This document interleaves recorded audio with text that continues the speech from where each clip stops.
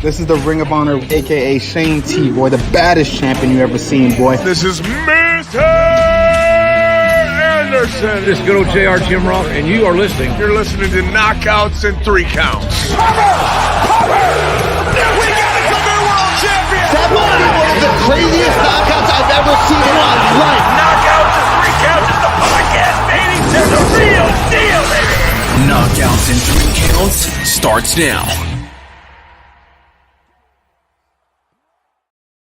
Ooh, what up, no? It is another Thursday, and today's not my off day. I just got off of work, and this is Knockouts and Three Counts. With that being said, we've got a weekend when it comes to fights and wrestling and stuff like that. I'm kind of pissed that with it being in Abu Dhabi that the fight's got to happen in the middle of the day again. But other than that, I'm looking forward to this card a whole lot more than I was when it originally was put out. So with that said, we'll get into UFC 294. We'll get into Impact Bound for Glory. We'll talk a little bit about Avenged Sevenfold, which finally, third time's the charm, but they actually didn't get rained out this time. We can talk about that. And like I said, we've got quite a big week coming for you guys next week on Knockouts and Three Counts. So with that being said, what's good, motherfuckers? Who's feeling rough today? Anybody? Yeah, a little bit. I was feeling rough when I got there with this. Yeah, you know how it goes. You can't party with us and not feel rough, man. And I wasn't even partying. I don't even. Is know it that, or are we like, just getting old? I might be just getting old. That could be what it is. I just need some of what Burrito had going on, and I'd have been all right. God, I don't think we can. Yeah, What up, Asa? We can't get on that level, all right? We ain't getting on that Yeah, level. I mean, from what I've seen between the casino and concerts and stuff like that, the guy Burrito goes hard. Yeah. I don't know if I You ain't wrong, dude. I've known him my whole life, and nothing changed. Hey, I guess I don't know if I can keep up. What up, no, everybody? As you join the stream, make sure you like it, share it, do all that stuff. Like I said, if you look at the title right now, we're talking about last night, Avenged Sevenfold. Corey's Cat's making a cameo, and we got UFC 294 to get talking about too. Asa, I know you be watching the fights, Mr. Potter. Tell me how you feeling about UFC 294. Dude, Avenged Sevenfold. Okay, I they've been somebody I've wanted to see for a long time. Like I said, it's the third time I've been supposed to see him, and both of the other two times I was supposed to see him, they got rained out. Okay, and here's the thing. I loved all the old stuff. I don't know if I'm the only one who's saying this, but I just wasn't the biggest fan of the new album. So I loved hearing all the old stuff. I thought the way they went off the stage was mad weird, though. That said, what did you guys think about Avenged Sevenfold? I completely agree with the, we'll call it a dismount of the stage, because the way they handled that with the long piano exit and the fact that they had the fog raining over. Normally, when you do something like that, that means encore time. We got one more, you know. So we all stood there, or at least I did, for a long time, an extended period of time, roughly about 5 to 10 minutes of just piano solo, and I was like, okay, nothing else. It's a long time. The lights kick on, and I'm like, all right, this is awesome. And then from there, man, I mean, but really, my biggest question is, for me, their show lived up to expectations hugely. Kyle, I understand where you're saying they're with the new album and stuff. Everybody has a taste in, you know, artist music, and with them, like I was showing them to my brother earlier. You know, I've been listening to him all day. I feel like that's always a good sign the day after a concert. But listening to him, and my brother's like, I feel like most of their songs sound the same. And then to your point, Kyle, I turned on that new album, and he's like, well, all right, I guess not. So, you know, like, it's okay, even if you don't like it, even if hardcore fans don't necessarily love it, it can be a change of pace for a band that's been around for, you know, a generation to this point. That being said, they totally lived up to my expectations. Every single one of them played the shit out of their instruments, and that's what I love to see when I go to shows like that, man. You got to have them good solos. I feel like they did that. They really, you know, drew attention to each single member of the band, and no complaints from me, man. Awesome show. I wish we would have got some kind of opening act, though. I understand with the rain out circumstance, why not? But a little something. I like that it was just them because you got more Avenged Sevenfold. But J-Bone, what'd you think? I mean, I'm with you guys, man. One, I don't like the new album either, Kyle. I think for me, I'm so used to one thing from a band and expect the same thing from like that, and that's my fault. I'm not saying you can't change with the times because they've been around for a long time and their music's changing. Just just like the world, everything's got to change. But for some like a diehard fan, you expect something from your favorite bands, right? And that latest album, we just didn't get what we expected. And that's just on me. You know what I mean? I don't have to like it. I don't have, but you got your fans that still love and I'm it. not saying just because I wasn't the biggest fan of the album that I don't like Avenged Sevenfold anymore. Just for me, I just really like their harder stuff. That was just As far as the concert though, man, I've probably seen these guys 6 or 7 times now, and every time they fucking kill it. The stage show is always great. Sinister Gates, one of the best guitar players in the world. He fucking dude, and they killed it on that front. I'm not saying that at all. Like they killed it on that front. Just like I feel like a lot of the new album, it was kind of hard to really. You said. The end was fucking weird. It stood out so much that I had to look it up. I wanted to see like the past shows, and all the shows have been ended that way, like the last 3 or 4 shows. But it is the same way as the album ends as well. So it's, I mean, I'm sure they're just doing it that way, but yeah, I don't know. They could do something different there. What was weird with me, and I mean, I know it plays into the new album and stuff like that, but the fact that you could just, I mean, it's like that with almost every concert, right? But they start to your guys' point, play the newer music and stuff right at the end because they know the crowd's already going to be standing up and stuff. And freaking Shadows throws on the mask and shit, and he's singing, and it's just like he's like literally not even looking up to like see the sea of people just like pouring out, and I'm just standing there, and I'm like, oh, that's got us like. Yeah, you know, you try to pour, you know, they took off what 2, 3, 4 years between albums and stuff like that. So yeah, I mean, to come back, I don't remember actually. If I remember correctly, I think he had something wrong too. He had like a vocal situation where he had to get something done with his vocal cords, but he sounds great. He had vocal cord damage. That was a while back though. Yeah, I remember reading something about that. That was a long while ago.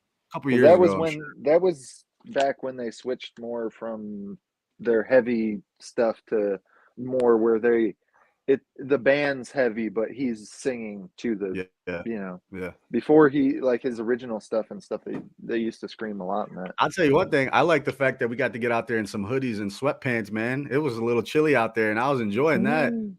I like it that way better than going out there and just dripping sweat all day long. People stinking and shit. Fuck all that. It wasn't so bad. It was definitely cooler, but it was definitely cooler. For those of you guys who are coming in, we're talking UFC 294. We got Impact Bound for Glory going. We're talking about the Avenged Sevenfold concert that just went down at Pine Knob. If you guys are checking in, make sure you hit that like button, whether it's on YouTube, Facebook, and share this joint. I'll tell you, that motorcycle ride home, my balls was cold. It was the opposite of Derek Lewis. I was not balls were hot. Balls was cold. I was wondering about you. I was like, I know you rode the bike, but it's gotta be a cold ride home. I had the heated jacket up top, and I wore enough layers up there. I was fine, but I mean, ultimately, I feel like unless you're 4 pairs of socks and 3 pairs of long johns on top of your jeans. You can only get so far with the pants. So what it is.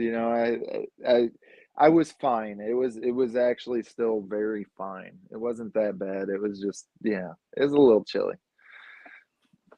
Yep. I'll take my heated seats. Fuck y'all. That said, but you couldn't pop woolies on the way home. I could pop woolies. I could just run shit over. I'm in a Jeep. You ever seen Kyle? What are you trying to say, fool? Kyle put it back. You didn't, motherfucker. You ain't die.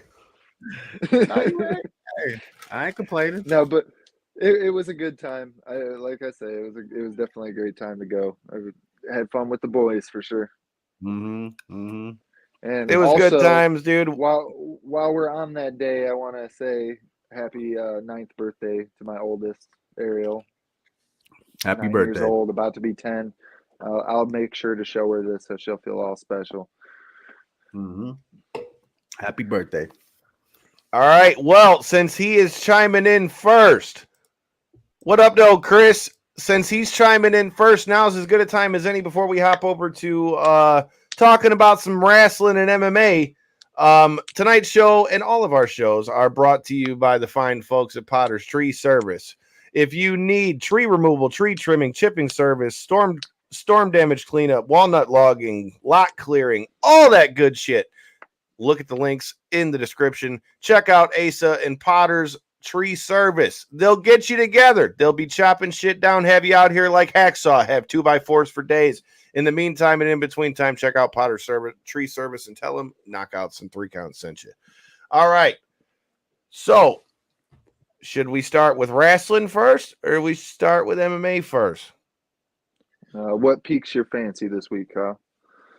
I mean, to keep it 100 with you, I'm more interested in seeing what's going to happen with that's right. You name it, they do it. You heard it. That said, which one am I more excited for? I mean, the UFC for sure. I mean, just off of those UFC, fights. Kyle. Huh? The answer is UFC, damn it.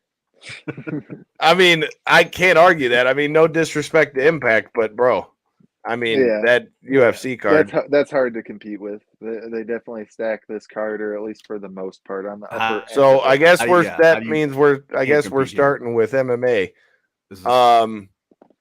With that said, Ace is already chiming in with some of his picks. He goes, "Wow!" He says Usman's gonna beat Chimaev. Yeah, and then he says Usman's gonna beat Chimaev, and he said Volk is gonna be victorious. I like it. That would be so hilarious if both of them get the victories out in Abu Dhabi.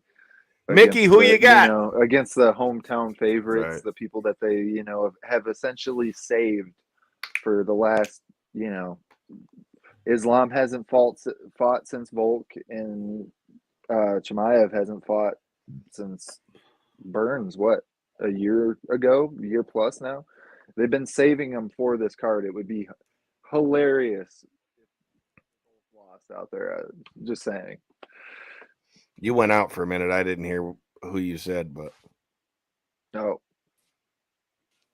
I was saying that if they both lose, if both the fighters that got saved for that card out there, because they've both been inactive since their last fights, basically for this Abu Dhabi card, if they both come out and were unvictorious, like Asa said, that would be that'd be pretty hilarious, I'd say. You're not kidding, dude. Mickey just chimed in too. Shout out to Mickey. Be seeing him hop back up in that cage sometime soon. But he said, man, it would be crazy to see Usman and Volk pull that out. So with that said, this kind of goes back to a point that we've talked about before, in that with the way the UFC is in 2023 and the amount of cards that they got to put out, like most of these cards that you're seeing now, you're getting a good main event, a good co-main event, and then the rest of the cards kind of This one is kind of along that same stream, even though obviously you have to cut them a little bit of slack, being that they had to change some things around last minute. I like the main event on the prelims between Tim Elliott and Mokaev. I think that one will be a good fight. Yeah. Big fan of Tim Elliott. But as we get into the main card, though, I mean, really the first two fights are kind of just there for me. You've got Saeed Nurmagomedov versus Muin Gafurb. I think that's how you say it, out of Tajikistan. And then you've got Ikram. Good luck on that one. Aliskerov and Warley Alves. Yeah. Like I said, those fights I know his how to pronounce his name. At least I can help you on that one a little bit. Which one? Aliskerov. Aliskerov. I can help you. Yeah. Okay. I did all right, but I mean, like I say, those fights I kind of feel like are just there, and I feel like both fights probably are going to end up being, tough fights. I mean, and it looks like from the odds that they got on here, I mean, they've got them both pretty much as pick 'em. So, I mean, those fights usually turn out to be something where it's a tough fight. Now this next fight is one that's very interesting. You got Johnny Walker versus Magomed Ankalaev. If Johnny Walker can manage to pull this one off, he's going to take a huge jump up the ranks, as they still got Ankalaev at rank number 2, and Johnny Walker's coming in number 7 on this one. What do y'all think about Johnny Walker versus Ankalaev? I'm surprised Johnny Walker didn't get a little bit of a higher number next to his name after thoroughly beating down one of my favorites in Anthony Smith. I thought with that performance he was going to move up a little higher in the rankings. But that being said, I mean, either way, moving up off that fight or not, he essentially did move up because he's now taking on a serious contender in Ankalaev, somebody who I feel like if Johnny Walker is able to somehow get the victory over him, that puts him right in line to potentially maybe fight. If Jamal Hill comes back in time, then maybe Hill fights for the title and then Walker gets a title eliminator, or, you know, it puts him right in that mix if he's able to get that victory. And for Ankalaev, this is that return finally coming back from that draw from months ago, or, you know, a long time ago now. I mean, we've seen a new champion crowned, a new champion injured, and now we're fighting again for the belt here in just a couple months. And here he is just now making his return. And if I'm not mistaken, he was healthy the whole time. He was just kind of watching the division play out.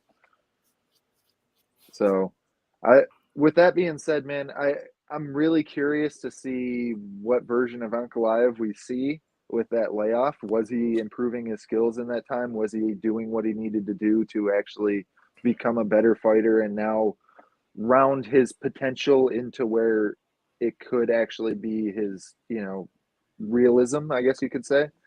And for Johnny Walker, Johnny Walker is just so big and powerful and quick, and he's everything that athleticism can bring you to the octagon.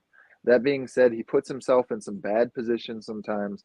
I feel like Ankalaev is the cleaner striker.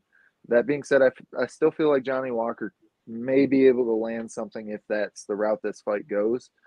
But more than smart money's on Ankalaev. What do you got, J-Bone? I'm with Corey, man. I don't think Johnny Walker has the patience or the presence for Ankalaev, man. He's, like you said, he's a cleaner striker. He's coming off that. I know Johnny Walker's got some momentum. He's on a 3-fight week, I believe, but he's just like you said, he puts himself in bad positions, and you don't want to be with Ankalaev in front of you, man. So I'm taking Ankalaev by. All right. I like Ankalaev in the fight, but I'm just saying, if you're gonna put money on Johnny Walker, it's by fucking knockout. That's what's these odds looking like anyway? They don't have them up on UFC, but I got you. I got DraftKings right here. Let's see. Johnny Walker by TKOs plus 600. Yeah, like I said, money on Walker is on the knockout. That being said, yes, I feel like if he does win, that's more than likely his route to victory. That being said, I feel like, to J-Bone's point, his last couple fights and the reason why he has this momentum that he currently has, or at least in my opinion, is he has been fighting a lot smarter. He's been living behind his leg kicks and jabs. He's been only throwing. Sure, and he's going to have to in this fight, but I don't see him grinding out a decision over Ankalaev. Yeah, me either. But that athleticism, if he continues to round out those techniques to that level, I feel like there's trouble there. You know, if you're an Ankalaev fan, there's definitely trouble in this matchup. It's not just a walkthrough. Yeah, but I think all the trouble that Johnny Walker is going to present on this one is going to be on his feet. So that's, again, why I say if he's winning, it's by knockout. If I'm picking one, I'm going to take Ankalaev. Asa chiming into the comments, if Johnny Walker ever wins a title, does he come to the cage with a bottle of Johnny Walker? My question is, does he then attempt to do the worm again for the second time? Oh, that's what I want to know. Let's hope not. We got to get him some lessons from Otis, bro. I mean, his shoulder's still probably burning from that first attempt. So, look, bro, if Otis can do it, if my man's Otis can do it, that ain't the worm, bro. That's a freaking. and That's put the whole bigger ass animal, bug. insert bigger animal of some sort that does weird body movements. That's what that is. All right, we got Kamaru Usman versus Hamzat Chimaev. Now, I like this matchup 100 times better than what we were originally gonna have. Okay. That said, I think so. The reason why this is so much more of an interesting matchup to me is for the simple fact that smart money would say that Khamzat's going to just try to take Usman down and beat him up. But then again, Chimaev already has shown that he believes that his power, whether that be on the feet or on the ground, just can overpower people. And I think the experience of Kamaru Usman and the fact that he could stop, at least you would think, could stop Chimaev from putting him on his back. I feel like Kamaru's striking is cleaner than Islam. So, that said, my heart says Kamaru, but something still tells me that Islam gets this done. But you know what? Fuck it. Khamzat, you mean? You Yeah. said Islam. Oh, the fuck my bad. But I with knew that what you said, meant, but yeah, I think I don't know, man. I think Usman can get it done, but I tell you, if Chimaev wins this fight, boy, does that put Kamaru in a bad spot. Oh yeah. Sure does. He would, if he was to lose this fight, that would then be a 3-fight losing streak, and to go from the heights he was at to now to then potentially a 3-fight losing streak, that would definitely be huge for a guy like Kamaru Usman. That being said, if he does lose that fight, he is only lost to top level talent. It's not like for sure. But either way, I feel like this. To your point, Kyle, with the original thing you said about being 100 times more excited for this matchup, I don't know if I'm quite at that level of excitement comparing the two matchups. I really thought that Paulo Costa is a big dude for the division. Dude, Chimaev would murder him. Yeah, I don't like that guy at all. Yoel Romero struggled to take him down, and Yoel Romero was a silver medal Olympian. So, I mean, it's not like, and I'm assuming since then, Paulo Costa's still worked on his takedown defense. He's down there with the Pitbull brothers in doing his thing. I'm sure he's training to continue to improve his skills. That being said, I do think this is a tougher matchup. I was going to finish with that point. I agree that this is a tougher matchup. I just think the size thing may be an issue, especially with Kamaru Usman not having the time to properly move up a weight class. He's just kind of not cutting weight, essentially. That being said, it really does boil down to the point I've made for anybody that's listened to me the last couple times on the show since the fight's been announced, is Kamaru Usman is significantly a better wrestler, not necessarily than Hamzat, but then Paulo Costa, and then also Gilbert Burns. Gilbert Burns being the guy who was able to stuff his wrestling last time in Hamzat and give him the toughest fight that he's had to this point. Gilbert Burns, also somebody that Kamaru Usman beat fairly handily, other than the fact that he got knocked down in the first. Mm-hmm. So, looking at that, I mean, it's going to be a tougher fight, I think, for Hamzat, as long as we see a healthy, ready version of Kamaru Usman. If we see him getting aged, weathered a little bit, I feel like then it'll be a different fight. If we see any of the injuries, I know we've seen a couple of the things fight week come out with the open workout and stuff where his knee popped and stuff like that. Hopefully it's nothing like that. Hopefully that's not a real thing. But either way, to play into it, I feel like probably this is the new era planting its flag over the old era and Khamzat getting the victory. But I'm rooting for Usman, and I feel like he's definitely his toughest challenge. Oh, big time. Big time. I'm with you, man. But I think you got to frustrate Khamzat. I think he's going to shoot on Kamaru, and I think like you said, wrestling wise, he's way better on the ground, especially. But if you can frustrate him, we've seen him. He takes some shots. When he fought Burns, he was eating some shots. Kamal can put him out if he gets some clean shots. I mean, he's a clean striker. So if his game plan's intact, I think he can get the victory, man. But one mistake, and I think it's all downhill for Usman after that, because you cannot make mistakes against Hamzat. We've seen that. He will destroy you. And one mistake is all it's going to take. But if I'm putting money on it, I'm taking Hamzat, man. It's just, I don't know if I want to take a finish on that, but I'll say by decision. I don't think. That's why I said my heart wants Kamaru to win. Same. It's just hard, but but I think that Khamzat might be too much. But again, this fight's going to be one of those crossroad fights where it's like we're going to see if Khamzat is really about that life, and we're going to see if Kamaru Usman can get it done in another weight class. I mean, ultimately, that's what this boils down to. Wasn't he on like a 15-fight win streak? He was on something. 15 fights. Well, he was champ forever too. Wasn't it like he was the one that was one victory behind Anderson Silva for the longest title defense. And then I'm also looking here because I feel like a big part of this fight, which we've already talked about, but not necessarily to this depth, is Kamaru Usman's wrestling background and how that affects this fight. But looking him up, I looked up his wrestling background while you guys were talking real quick.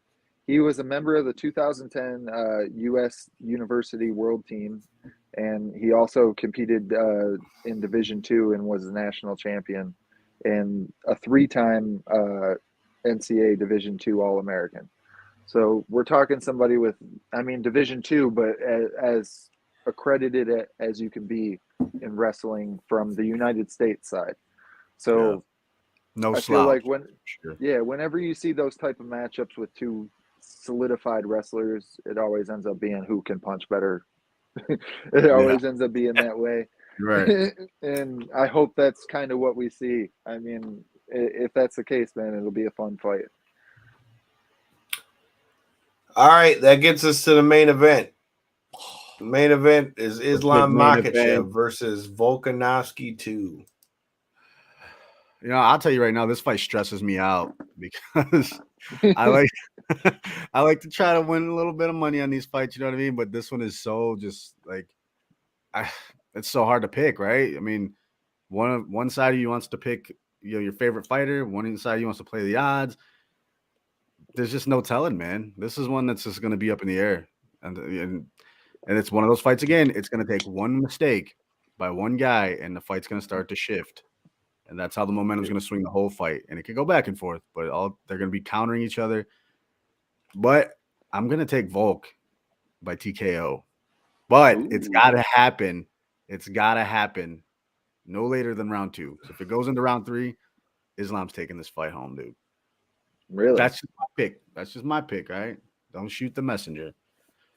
Not to shite on your pick a little bit, but remember back to round 5 when Volk was on top and he was landing that damage, and it looked like there was potential if he was able to kind of work his way through those hands enough that he could have found a finish there on the ground.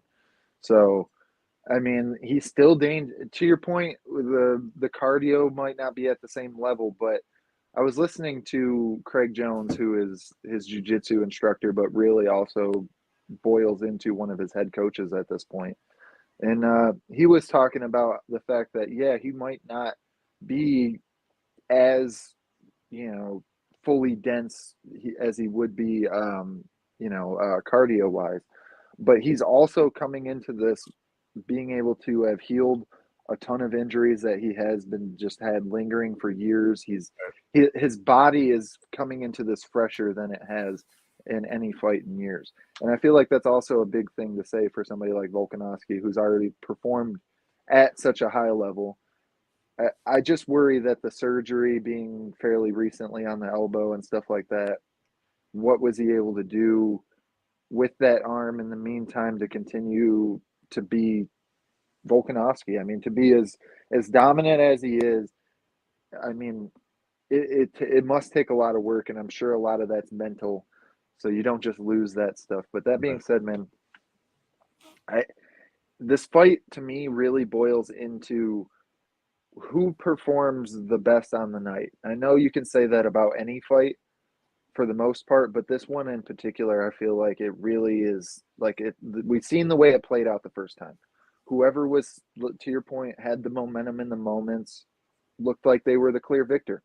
There was moments where Volkanovski had his momentum, and I can see why people say he won.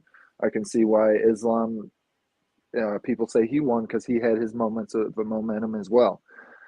That being said, Volkanovski figured out more about Islam later in that fight than I feel like Islam figured out about Volkanovski early. Volkanovski was just kind of evasive, trying to defend takedowns. In the fight, but how much is it going to affect the fight that Volk's taking this fight on 11 days notice? It's not like Volk was already in a camp. Very wasn't true. he already like considered the backup at one point for this, just in case? No, it was no Gamrot. Yeah, that's why I'm saying, like, everybody's talking about that, like, at least with the last fight, you know, they kind of knew that, like, you know, that was something that he was already calling for. Like, for him to take this fight on 11 days notice, and he wasn't already in a camp, and it's not like Izzy or any of them were in a camp either, so it's not like, you know, you were in like one of those championship camps, like right headed into this. I wonder how much is that going to affect it? I mean, because I think in a lot of ways, I think that could change the whole fight to where I could see Volk trying to get busy quick. Yeah. Because, absolutely. you know, because of the later the fight goes, the more his gas tank is going to be a question. Yeah. As far as who I think wins, it might not be the person that's in my parlay, but I think Islam is probably going to win this fight, mainly for the reason that I just said. Mm-hmm. Because I think Islam is tough for anyone to beat, but to do that on 11 days notice and you're fighting up a weight class, I don't know. I still think Islam's going to get it done, but I definitely think Volk could get it done. Let me ask you this, though. If Volk wins this fight and finish this fight, let's say finishes this fight, should he be considered number one pound for pound at that point? Right now or all time? I think he's still right now. I think John Jones took that place after he won the heavyweight title. Basically, like very shortly after this fight took place, they gave it right back to John Jones, which in my eyes feels like the rightful winner because he's been on top of the pound for pound for basically his whole career. Yeah, forever. I understand why Volkanovski could take that spot. I understand less so why Islam could take that spot, other than the fact that he looks very dominant, but he only has one title defense now, and it's against a guy that's in a weight class below him. So I don't feel like he should be ranked quite as highly as he is currently.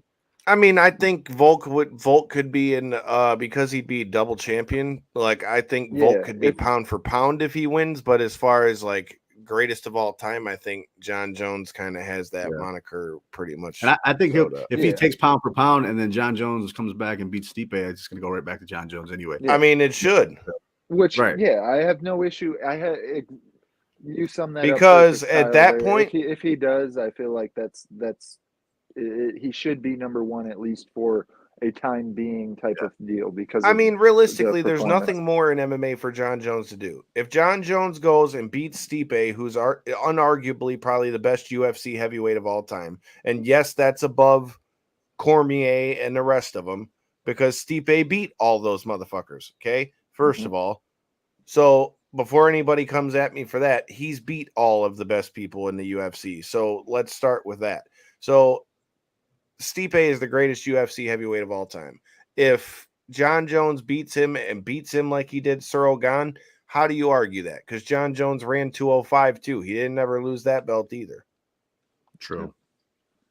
This is true. I mean, look, I was one of the biggest ones saying what I did about the steroids and all that stuff. He wins this fight and does it in dominant fashion. John Jones is the greatest there is, period. Yeah. Can't disagree. Can't disagree, man.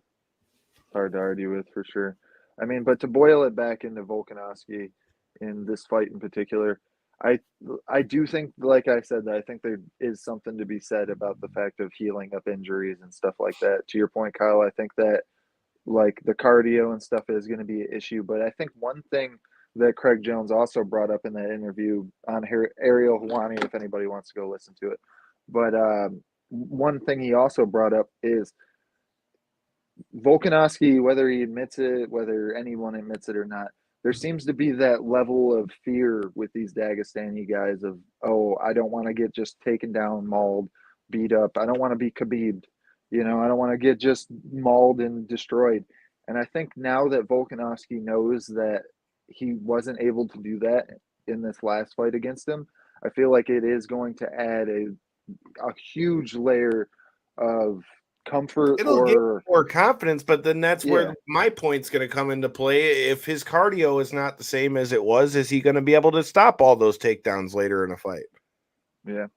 I mean, and it's a valid point, and I guess the only way to really find out is Saturday, you ain't going to know until he's in the cage. Midday. That's why I said Saturday, midday. Like I said, that's our picks for UFC. As far as parlays, though, and this is going off of the UFC website right now, but they've got Volk at a plus 270, Kamaru at a plus 285. Man, fuck around and find out, dude. I'm gonna do, you know what? I'm gonna do Kamaru Usman, Volkanovski, and we're gonna go, you know what, for shits and giggles, we're gonna go Johnny Walker by knockout. Ooh. That'll stack your odds for you. Picking 3 underdogs and prop. They're 3 underdogs that could all win, though. Oh, absolutely. I mean, I'm not going to hold you up. I'm not going to hold you up. Low key, I probably am going to run one parlay with that one and then another parlay with all 3 of the other guys. Wait, say it again. So you had who? You had Kamaru. I had Volk, Usman, and Johnny Walker by knockout. You want the prop on Johnny Walker, right? Well, I mean, you could do the money line too. It don't matter what's the money line. I would take the prop. Take the prop. Okay. What are you gonna put on it, Kyle? $20? Let's say Kyle's big money. $20, man. I suggest you do that. If you can afford to potentially lose $20, it's worth it because you're gonna win $1,500 if it happens. See what the fuck I'm talking about? Let's go. I would take that bet if I were you. That sounds like something that could happen. It's bold. But is that not one that can happen though? It definitely could. And the only one way to win is if you play. So go play it up, homie. All right. Well, what are y'all fuckers running? I'm building right now. Let me see what I can pull up here. You got something, Corey?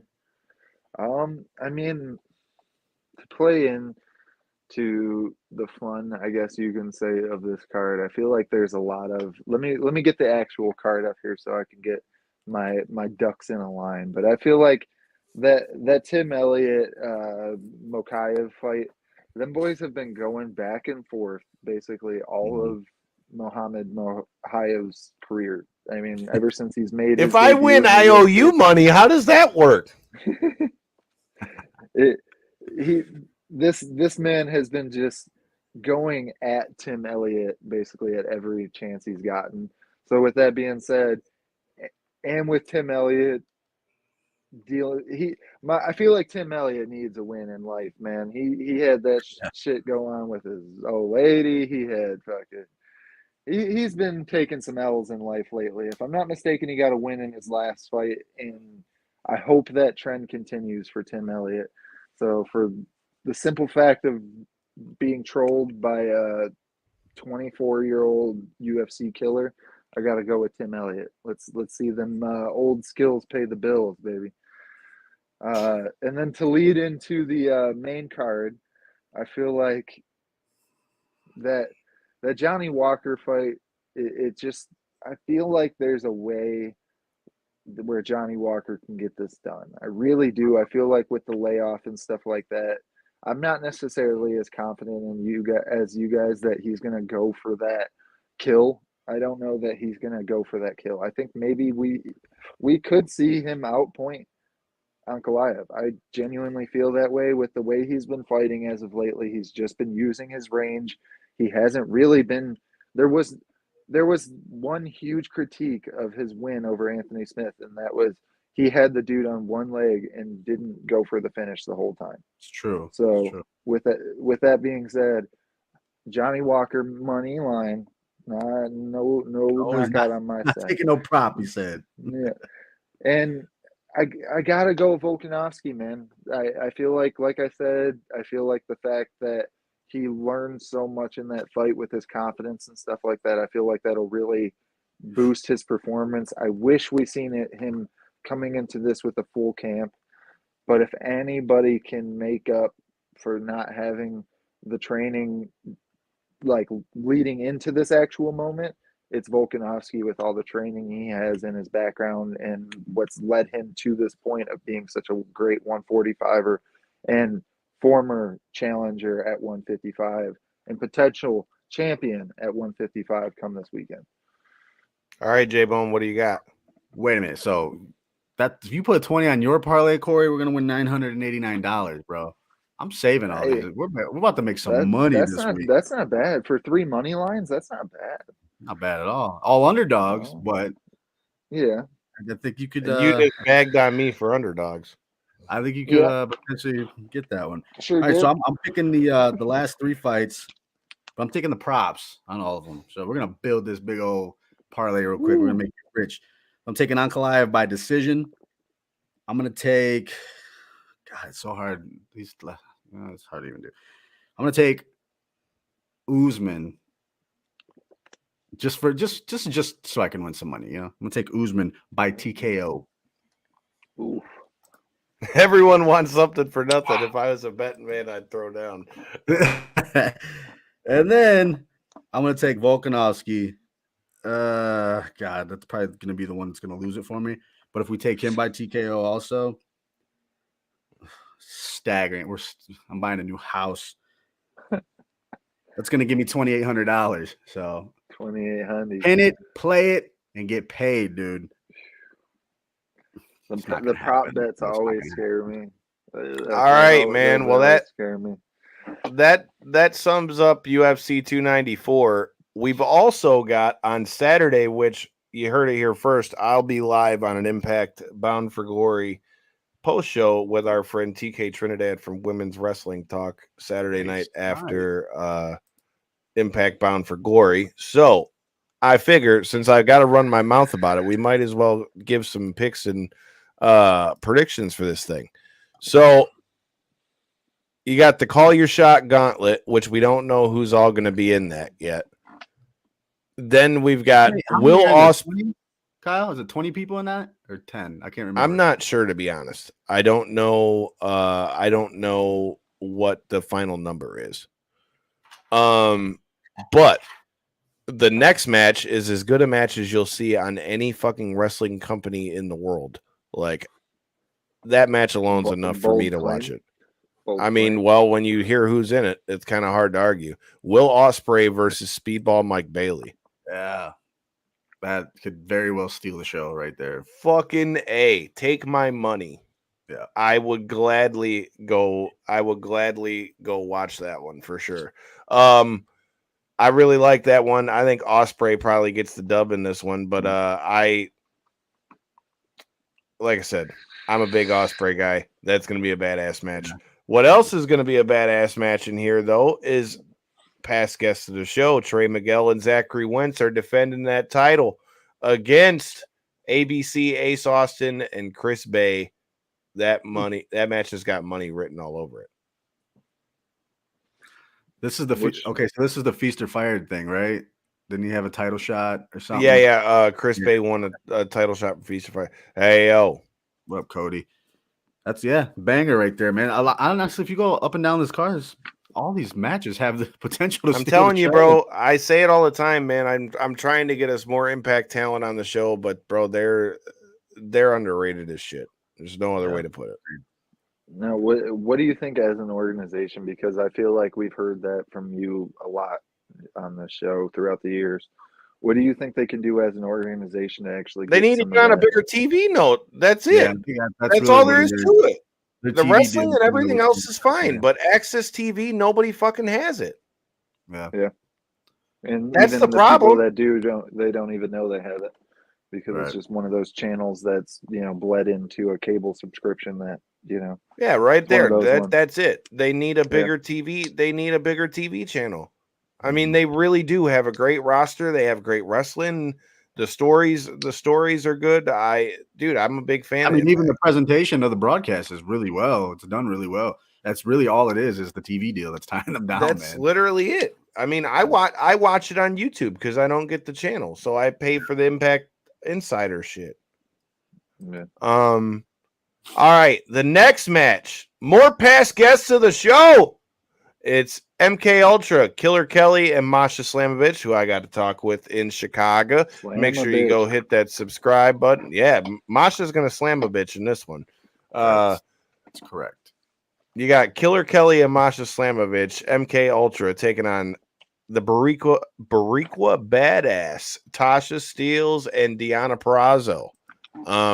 Again, another badass match. Banger. Again, another match that's got fucking flames all over it. So I'm definitely digging that one. I think MK Ultra probably keeps the belts on this one. But it's gonna be a badass match. Again, banger. Again, the originator of the go to sleep, for all of you who think that CM Punk is the one that came up with that move. No, he didn't. What? Newsflash. It wasn't him. It was Kenta. Go to sleep club in this bitch. Kenta versus our own from the mitten. Shout out to Chris Sabin and Alex Shelley defending the X Division Championship against Kenta in this one. Bro. Jeez. Banger after banger, bro, on this card. You ain't lying. This is gonna be a good one. I'm just saying, bro. You really can do a lot. We ain't even got to the main event. I'm just saying, Impact puts out bangers. If you are not watching Impact, you need to be watching Impact. I'm just saying this. I think Chris Sabin keeps the belt in that one, and you're talking about the main event. What about the co-main event? You got Trinity versus Mickie James for the women's championship as well. That's going to be another banger.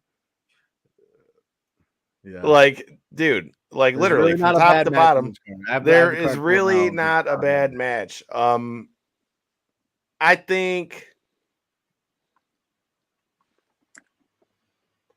Trinity will keep the belt in this one, but I could see Mickie James pulling it out again too. So I wouldn't be mad either way that one goes. What do you got? I'm gonna say Trinity with you, man. But like you said, I wouldn't be completely shocked if Mickie James pulls it out. The shabby vet, Mickie James. She knows how to get it done multiple times. Wily veteran. And then, speaking of wily veterans, we've got the other half of the Motor City Machine Guns, your Impact Wrestling World Champion, Alex Shelley from right here in the mitten, versus Canadia's own, the walking weapon, Josh Alexander. That will be a banger. For the world title. That is going to be awesome, actually. That's something. That's okay. That one might steal the show, actually. I think I've already said every match on here has potentially going to steal the show. If I got to break it down to one, that might be it. I think we're singing a new champ, though. When you keep saying that about all these matchups, though, that speaks to the stacked nature of this card. I'm just saying, man, call it what you will, but dude, if you're not watching Impact, I don't. We haven't got there, but let's not forget about the Monsters Ball match or whatever, dude. That's who's a PCO Rhino.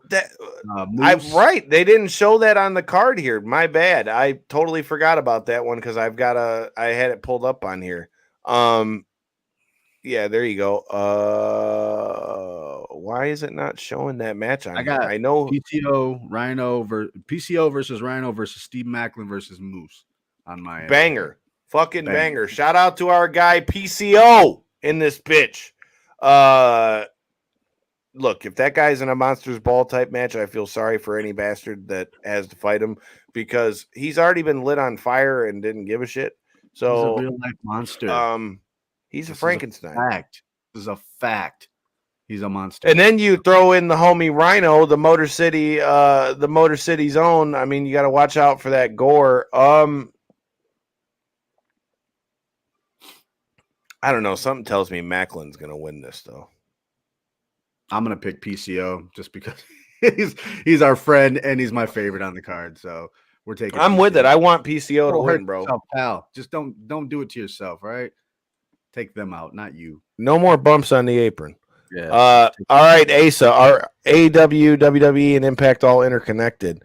No. So AEW is ran by Tony Khan, who his family owns the Jacksonville Jaguars as well as a soccer team, a few other things.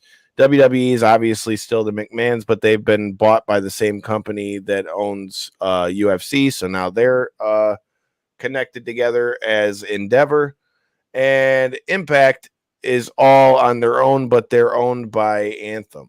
So no, they're all separate companies, which is another reason why we argue on this show all the fucking time. Why can wrestling fans not just be happy with the fact that we have 3 fucking viable options? And that's not even talking about New Japan or MLW, where this Tuesday you're going to get to see the return of our homie Janai Kai, the Kick Demon, doing her thing over there in Japan, and then comes back here and I don't know, just picks up some new gold. Needed some jewelry out in this bitch. Your new MLW featherweight champion. We're going to talk about that this Tuesday, and then next Wednesday we got a bonus episode coming at you next week. We're going to be joined by Ruthie J before her match at NWA. Sam, how do you say it? Sam Hine? Is that the name of it? Sam Hain. Sam Hain. Okay, there you go. So Ruthie J versus Kenzie Page for the title. We'll be talking about that. And then we've got 2 out of the 3 of the Southern Six. His father, WWE Hall of Famer, the one half of the Rock and Roll Express, Ricky Morton. His baby boy, Kerry Morton, will be joining us along with his partner in the Southern Six. And you know who they're taking on, J-Bone? You know who they're taking on? Who's that? The Headbangers. Mosh and Thrasher in this bitch. Go. Let's get it. We got a lot to talk about come next week. Like I said, if you're new here, make sure you hit that subscribe button so you don't miss any of that. That's true. We are also live on millions.co and all those things. You never know what all is going to be coming here, dude. We got a big week. Knockouts and 3 counts. Make sure you hit the subscribe button. What do you got, Corey? I got one more big thing that almost slipped through all of our fingers, actually, and that is the big BKFC announcement of Mike Perry and Eddie Alvarez coming up here. I didn't forget. I fully plan on talking about that. I have a few things in the iron for that. I didn't forget. I assumed you didn't forget. I just felt like it was worth. Oh, it's a banger. I mean, Eddie Alvarez versus Mike Perry's a banger, but I feel like Mike Perry might have finally bit off more than he can chew. Oh, see, I feel the opposite way in this. I feel like with Mike Perry's bare knuckle experience, I feel like that's Eddie Alvarez is a dog, bro. You don't want bare knuckle experience. Did you not watch his first fight? Who's Eddie Alvarez? Yeah. And I feel like Chad Money Mendez was the one that should have got his hand raised at the end of that fight. I don't know about that. So, look, man. Go watch it back. Go watch it back. If you think it's controversial, watch it Eddie back. Alvarez is not afraid to take damage, and I feel like as far as being the slicker fighter, I think Eddie Alvarez wins that. So that's why I say right. I think Eddie Alvarez wins that as long as he doesn't get completely baited into a dogfight, which it is Eddie Edwards. Real quick to run through the. I just said Eddie Edwards like fucking it was Impact. To run you through the rest of it, Ben Rothwell, Todd Duffy, fun heavyweight matchup. Gotta love that type of stuff. Jimmy Rivera versus Jeremy Stevens. Gotta love that one, man. Little Heathen all day. Yeah, I mean Jimmy Rivera is no slouch though. That's a. I don't fun give a one, dude. damn. That's Little that's heathen, a fun. little heathen with both- no gloves on. Both No. sides of that. You got to love both That's sides gonna of hurt. that one. That's a fun one. And then you got Beck Rawlings taking on past guest of the show for the second time, Christine Faria. That yet again was a very entertaining match until the cut in the last fight. So I don't have an issue with them whatsoever running this one back. I feel like she's Beck Rawlings being the closest contender that we're seeing for Ferrera right now. I feel like with that being said, I mean, if she beats Beck again, there ain't really nobody for her to Yeah. fight. I mean, unless she fights Britain again, but Britain ain't going back up because she's got the 115 belt. So yeah, you got champ Kai Stewart taking on Howard Davis, and you also got heavyweight champ Arnold Adams taking on apparently their BKFC UK affiliates heavyweight champion and Mick Terrell. So stacked main card from we'll the get top to more the into bottom that to for this sure. point. That So, one's coming down December 2nd. We'll get down to it. Like I said, stay tuned. You'll never know who's coming through there. I was actually just talking with some more people from the BKFC today. So with that said, you need to hit that subscribe button because whether it's the fisticuffs, the wrestling, the bare knuckle, we got it all covered here on Knockouts and Three Counts. But if you don't hit that subscribe button, you're going to miss it all. Like I said, Southern Six in this bitch next week. Ruthie J and the Kick Demon Janai Kai. Make sure you check it out. Peace.